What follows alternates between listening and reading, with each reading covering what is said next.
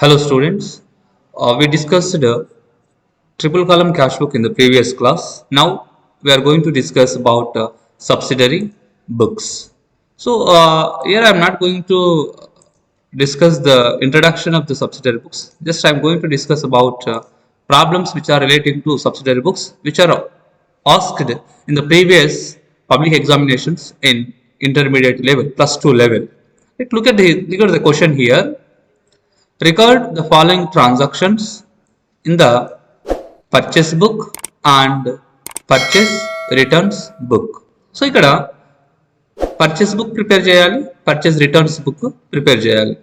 అయితే ఈ subsidiary books లో ఎక్సెప్ట్ క్యాష్ బుక్ రిమైనింగ్ వాటిల్లో క్రెడిట్ ట్రాన్సాక్షన్స్ ని రికార్డ్ చేస్తారు. సో ఇక్కడ పర్చేస్ బుక్ లో we have to record only credit purchases of goods, not assets.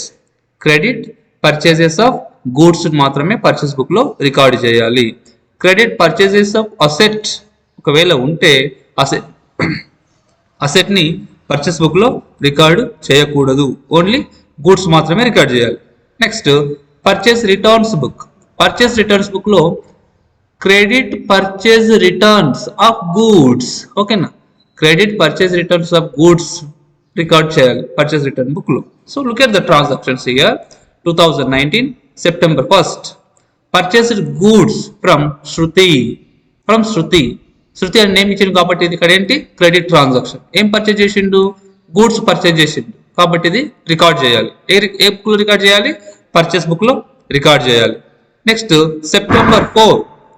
September 4 goods purchased from Sai Sriram. Goods purchased from Sai Sriram. ఇక్కడ person name ఇచ్చిండు అంటే ఏంటి, క్రెడిట్ ట్రాన్సాక్షన్. ఏం పర్చేజ్ చేసిండు, గూడ్స్ పర్చేజ్ చేసిండు కాబట్టి ఇక్కడ రికార్డ్ చేయాలి, పర్చేస్ బుక్ లో రికార్డ్ చేయాలి. Next goods returned to Shruti. Returned to అంటే ఏంటి, మనం ఎవరుండైతే పర్చేజ్ చేసినామో వాళ్ళకి మళ్ళీ రిటర్న్ చేస్తున్నాం. టు శృతికి రిటర్న్ చేస్తున్నాం. ఏంటివి, గూడ్స్ కాబట్టి purchase returns. Goods returned from అంటే sales returns, okay. Returned to Shruti కాబట్టి ఏంటి, పర్చేస్ రిటర్న్స్. నెక్స్ట్ ఇది పర్చేస్ రిటర్న్ బుక్ లో రికార్డ్ చేయాలి. September 13 purchased goods from Naveen. Purchased goods from Naveen కాబట్టి ఇదేంటి, క్రెడిట్ ట్రాన్సాక్షన్.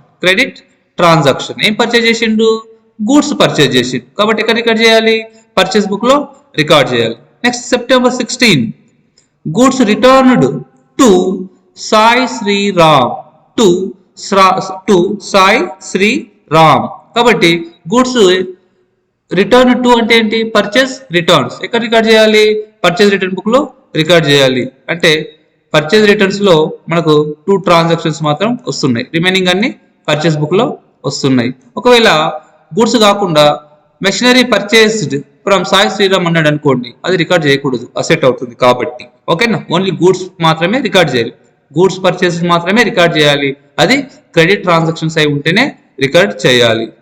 సో ఇక్కడ మనం ఏం రికార్డ్ చేయాలి, ఏ బుక్స్ ప్రిపేర్ చేయాలి, పర్చేస్ బుక్ ప్రిపేర్ చేయాలి, పర్చేస్ రిటర్న్స్ బుక్ ప్రిపేర్ చేయాలి, రైట్. సో రైట్ చూడండి ఇక్కడ ఇది క్వశ్చన్. సొల్యూషన్ వచ్చేస్తే పర్చేస్ బుక్ లో మనకి ఏం వస్తున్నాయి, ఫస్ట్ ట్రాన్సాక్షన్ వస్తుంది,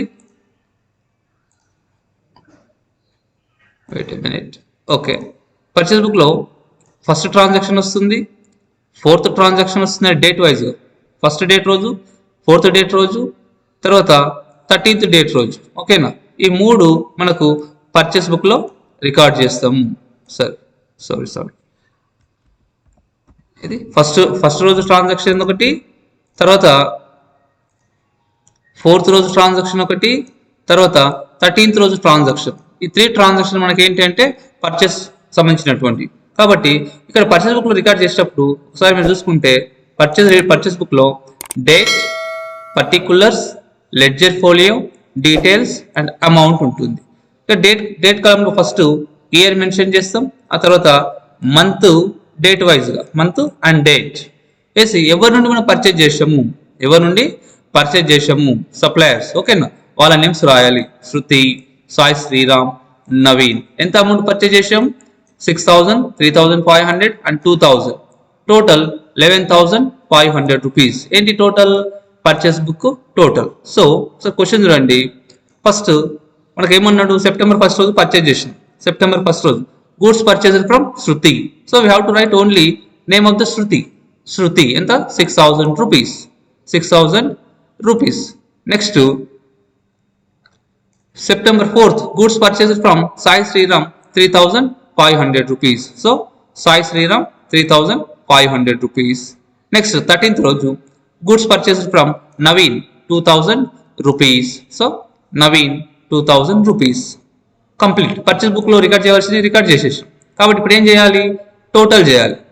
టోటల్ చేస్తే మనకి ఎంత వచ్చింది?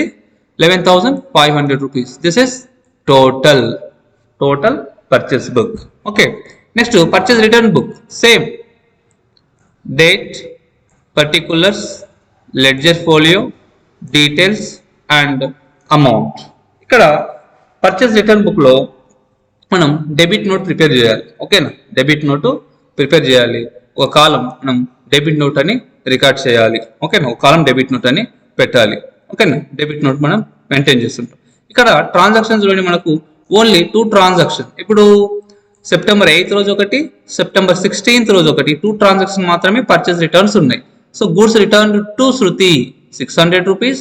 అట్లనే goods return to Sai Sriram 400 rupees. So same అదే ఇక్కడ మనం రాయాలి. ఓకేనా? September 8th Shruti 600 rupees, September 16th Sai Sriram 400 rupees. Total 1,000 rupees. Total of purchase returns book. ఇంతే.